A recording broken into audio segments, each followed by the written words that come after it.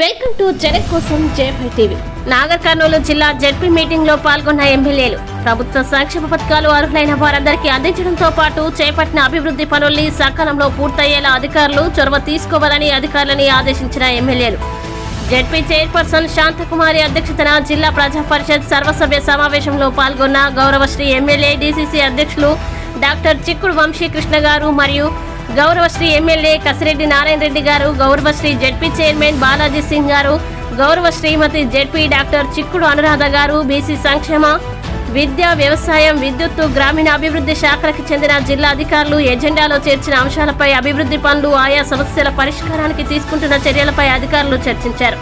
పలువురు జెడ్పీటీసీలు తమ మండలాల్లో నెలకొన్న వివిధ సమస్యలపై ప్రశ్నించగా వాటి పరిష్కారానికి తీసుకుంటున్న చర్యల గురించి అధికారులు వివరించారు. ఈ సందర్భంగా డాక్టర్ వంశీకృష్ణ ఎమ్మెల్యే గారు మాట్లాడుతూ జిల్లా అభివృద్ధికి అధికారులు కలిసికట్టుగా సాగాలని, అధికారులు ప్రజాప్రతినిధులు కలిసికట్టుగా పనిచేసి జిల్లాని అభివృద్ధి పరచాలని సూచించారు.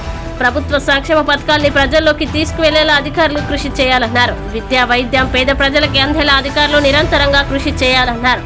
ప్రతి గ్రామంలో నాణ్యమైన 24 గంటల విద్యుత్తు, నిరంతరాయంగా విద్యుత్తు అందేలా అధికారులు ప్రణాళికాబద్ధంగా కృషి చేయాలన్నారు. వ్యవసాయ రంగంలో రైతులకి ఎలాంటి ఇబ్బందులు లేకుండా సకాలంలో నాణ్యమైన విత్తనాలు, ఎరువులు అందేలా చర్యలు చేపట్టాలన్నారు. అచ్చంపేట పట్టణంలో వివిధ శాఖల్లో అవుట్సోర్సింగ్ ఉద్యోగాలు ఇచ్చే ప్రస్తుత ఏజెన్సీని తొలగించి స్థానిక పౌరులకి ఉద్యోగాలు అందేటట్లు చూడాలని సూచించారు. ఫారెస్ట్ అధికారులు అడవి ఆధారంగా జీవించే స్థానిక ప్రజల్ని ఇబ్బందులకి గురి చేయకుండా చూడాలన్నారు. రైతుల నుండి 100% వరి కొనుగోలు జరగాలన్నారు. ప్రస్తుతం ఈదురుగాలుల వల్ల కరెంటు తీగలపై చెట్లను పడకుండా ముందస్తుగానే చెట్లని తొలగించాలని అధికారులకి సూచించారు. ప్రస్తుతం గ్రామ పంచాయతీలో ప్రత్యేక అధికారుల పాలన ఉన్నందున ప్రజలకు ఎలాంటి ఇబ్బందులు కలగకుండా మౌలిక వసతుల కల్పనకి చర్యలు తీసుకోవాలన్నారు. ముఖ్యంగా వర్షాకాలంలో పారిశుద్ధ్య పనుల్ని చేపట్టి రోగాలు వ్యాపించకుండా అవసరమైన ప్రణాళికలతో ముందుకెళ్లాలన్నారు. జిల్లా అభివృద్ధికి అన్ని శాఖల అధికారులు సమన్వయంతో పనిచేయాలని పిలుపునిచ్చారు. ఈ సమావేశంలో పాల్గొన్న జిల్లా పరిషత్ సీఈఓ దేవసహాయం, పలువురు జెడ్పీటీసీలు, వివిధ శాఖల జిల్లా అధికారులు తదితరులు పాల్గొన్నారు.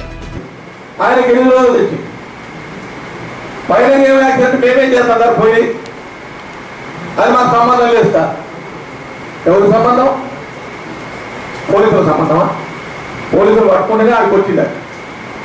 ఈ రకమైనటువంటి అధికారులు కష్టం. మారండి, గవర్నమెంట్ మారింది, మీరు మారాలి. రెండవది, అందరికి మీ ముందు మీకు కూడా తెలవాలి కొన్ని విషయాలు. బిల్డింగ్స్ ఉన్నాయా?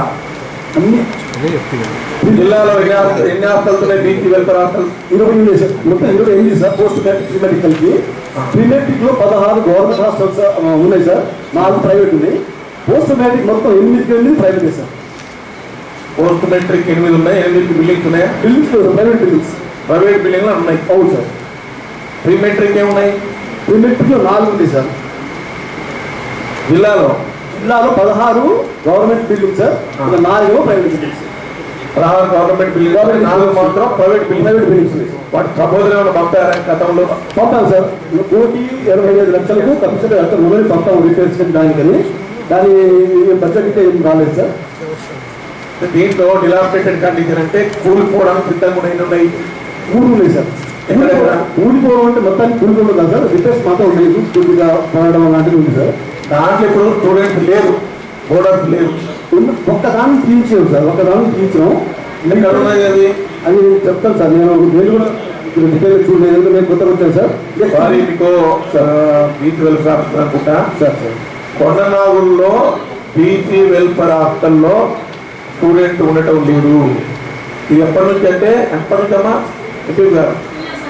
2 నెలల నుంచి లేదు. అవును సార్. అది వినండి అమ్మా, ఒక్క నిమిషం వినండి. నేను జిల్లాధికారులకు ఏం చెప్తున్నానంటే, అంటే నేను కామెంట్ చేయకూడదు కానీ చేయాల్సిన పరిస్థితి. 2 సంవత్సరాల నుంచి hostel building dilapidated condition, about to collapse. దాంట్లో మీ అధికారులకు ఎవరు తెలియదు, తెలిసినా పట్టించుకోరు. గతంలో ఉన్న ప్రజాప్రతినిధులు పట్టించుకోలే, అధికారులు పట్టించుకోలే, ఎక్కడ ఏముందని తెలియదు.